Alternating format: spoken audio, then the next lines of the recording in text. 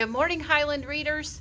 We are back for another day in Mrs. Dishman's English class. We are continuing to read Stuck in Neutral, and we are going to read chapter 11 today. Please open your book, Stuck in Neutral, on your PDF version, and open your Google Docs with your 50 facts. A reminder that the author does use Dad's poem at the beginning of each chapter. And so we'll start with that. Chapter 11, page 70. Lindy and Sean and I are alone. Her mother's gone, our friend's gone, and I look at Lindy and she looks at me, and there is nothing left for either of us to see. On Wednesday, Dad and Cindy flew to Los Angeles to tape the Alice Pons show. Paul, of course, refused to go. They flew back home on Thursday. The show is being broadcast this afternoon, Monday, at 3 p.m. There are a lot of good facts there that we just learned, so we would write those in our Google Doc. Dad and Cindy went to the Alice Pons show. Paul refused to go, and they came back. The Alice Pons show is one of the most popular programs in America. Alice appeals to uneducated, loud audience. Actually, most times I've ever seen it, it seems pretty ridiculous. Mom, Cindy, Paul are all in the family room when it's time for the program to start. To the degree my eyes will cooperate, I'll be able to see it too from my spot by the window. I want you to think about what show you know that would be like the Alice Pons show, and I want you to make a text to world reference. When we read, we make connections, and all good readers do that. You make text to text connections, and that's when one book reminds you of another book, or a text to self connection when the book reminds you of maybe your life, and a text to world connection. And a text to world connection is when it reminds you of something outside in the world. Lots of times it's like news related, but it could be like another media. So like a TV. What does this remind you of? Alice Pons to me reminds me of maybe the Jerry Springer show, where it's all about the drama, is what it sounds like. Okay, so they're all in the living room and they're waiting for the show to come on. Page 71. Alice opens her show in the typical style, introducing the day's program in as controversial and outrageous a manner as she can. And those are two great vocab words that you can add if you're not sure. Controversial and outrageous. Go ahead and add that right now.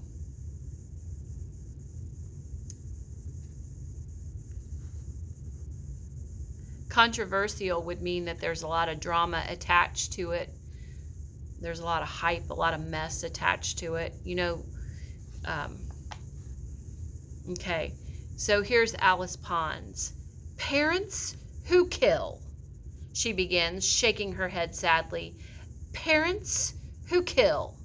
Why? Her audience instantly boos. What a courageous group, I sarcastically decide. They're against parents who kill their kids. Alice presses on. Today, Pulitzer Prize-winning poet and author Sidney E. McDaniel will be joining us along with his daughter Cynthia McDaniel to discuss Mr. McDaniel's newest work in progress, his book about Earl Detrow, a man who murdered his own child. The audience boos again at the mention of Detrow's name, and Alice, smiling inappropriately, says, Parents who can't love their own children. Mothers and fathers who slaughter defenseless, innocent infants. The Susan Smiths, the Diana Downs, the Earl Detrows of the world. What can these people show us about the nature of pure evil? In today's hour, we'll look at one such monster and see if we can find some answers.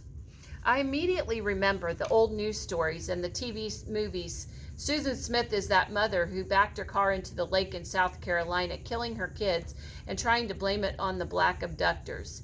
Diana Downs was the woman from Oregon in that old movie Small Sacrifices who shot her 3 children. And of course, Earl Detrow, homegrown here in Washington State from the small community of Otis Orchards near Spokane. Earl smothered his 2-year-old retarded son. As Alice Pons carries on, Paul hops up and walks across the kitchen. He grabs a bag of Ruffles mesquite barbecue potato chips. Noticing that Mom's attention is glued to the TV screen, Paul pops a tiny piece of chip into my mouth, and as he walks past, as he does this, he looks at me and smiles. Then gives me a little wink. Mom hates for him to feed me anything without my bib on because it's a saliva free flow disaster. But when he sees a chance to do it, Paul often sneaks me treats. I truly love him for it. Okay, there are a couple of great facts right there. You could add that Paul gives Sean snacks or treats and he sneaks them into his mouth, and that Sean really loves it. Mom doesn't like it because he drools a lot. Unfortunately, just as Dad and Cindy come onto the screen, I begin to feel a seizure start. It's not a real big one, more like a brain sneeze that can't quite decide whether it's going to happen or not. Still, it's frustrating, and somehow I manage to keep the bite of potato chip in my mouth. This seizure is not big enough, but it's big enough for me not to be able to quite make out what Alice Pons is saying on TV or how Cindy and Paul and Mom are reacting. I'm able to keep my spirit in my body, but for the first 10 minutes of the program, my mouth is blessed by Frito-Lay, while my brain is short-circuiting wad of useless electrical static. When my seizure finally passes and I'm able to focus again, I realize that Alice has asked Dad a question. In fact, she's still in the middle of the question when Dad cuts her off. "You're right, Alice," Dad interrupts in a soft but firm voice. "I do love my son, Sean. I love all 3 of my children. I think it's impossible for others to judge whether one person loves another or not. We only know in our own hearts at what we feel. Whether people believe I love my son makes little difference to me. I love Sean. I know that Earl Détro loved his child Colin too." For an instant, the audience seems stunned. They don't know whether to applaud or throw hand grenades. As the camera scans their faces, many of them look at Alice for some kind of hint which way they should go. And at first, Alice is not much help. She looks as surprised as they do. Quickly, though, Alice recovers, a serious and heavy shortness to her tone. "You think that Earl Détro, who murdered little Colin Détro, loved his child? You honestly believe that a parent can kill a baby in the name of love?" Now the audience knows what to do. They hoot, they howl, and they bark like dogs. But before Alice can argue any more with him, Dad begins to speak again. "Everybody wants to love their kids," he says, his voice soft, reassuring. "Nobody sets out to be a bad parent." Alice's audience begins to quiet down. They're like dumb beasts, hypnotized by the gentle sound of Dad's voice. Hypnotized might be a word you want to add to your vocab list right there. Yet thousands of children are hurt every year by their parents who behave as though they hate their kids. The camera pans the audience, and literally dozens of people, tiny heads on tiny bodies, nod in agreement. Dad has them. I really believe that everybody in this room loves their children, and that everybody who is not yet a parent but will be someday will love their children too. But has anyone here ever spent months or years of your lives watching your child suffer the most horrifying, excruciating torture imaginable? Excruciating would be a great word to add to your vocab, and it means painful, horribly painful. Have you ever wondered if a definition of love might not include taking responsibility for someone who cannot take responsibility for his or herself? The audience is now dead quiet, staring at Dad and listening.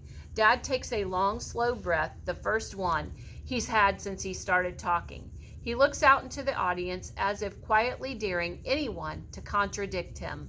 Contradict might be another great vocab word. Top of page 75. Dad goes on, "We all know, all of us who are parents, that sometimes we hurt our children out of love. We know that telling a child no when a child is desperate to hear yes causes sadness. But when the yes could cause them harm or danger, or endanger them. A good parent takes responsibility by saying no, regardless of how upset our child might feel. Alice attempts to interrupt. I think. Dad ignores her. The point is that we do have to make hard choices every day to be a good parent and to truly take responsibility for our children. If we love them enough, we say no.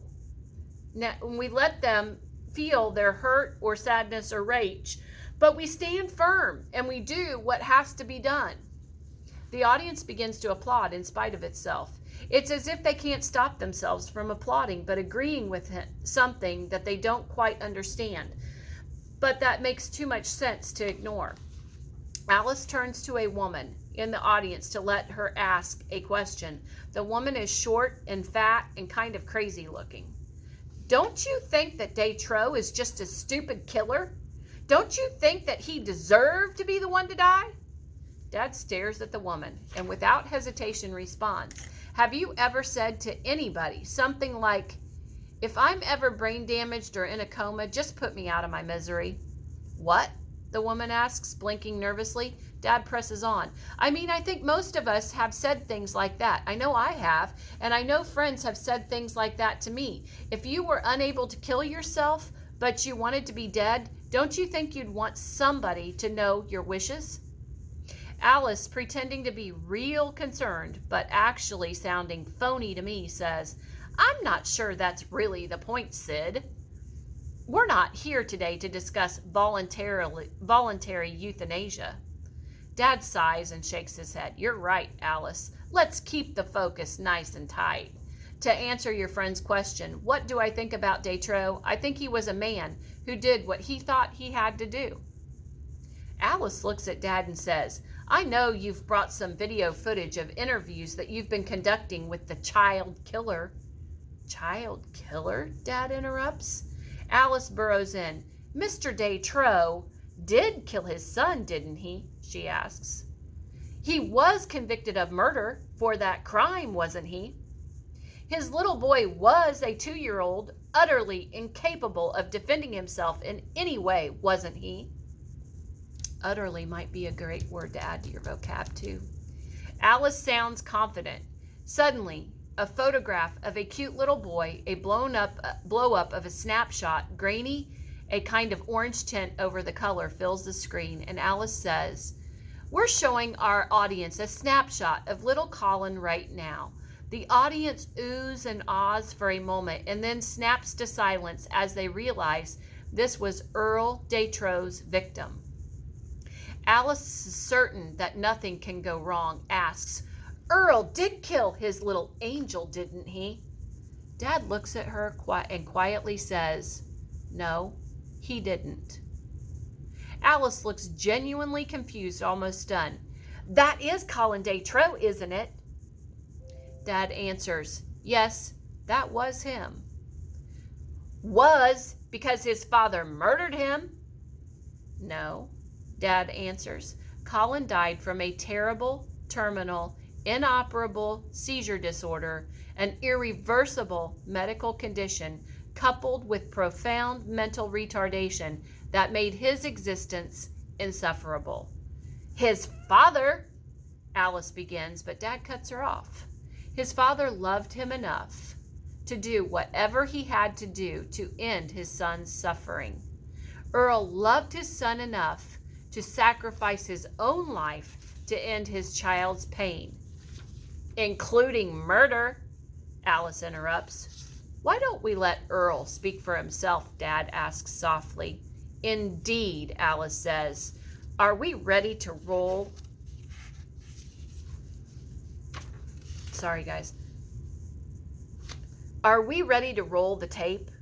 A couple of seconds later, Alice says, we are. Good. Roll, please. We're going to stop there for today, and then we'll pick up the rest of chapter 10 tomorrow. Have a great rest of your day, Team Alabama. Make sure you're working on that autobiography if it's not finished. That level set should be finished, and you should be sending me your poems at this point. Have a great rest of your day. Thank you.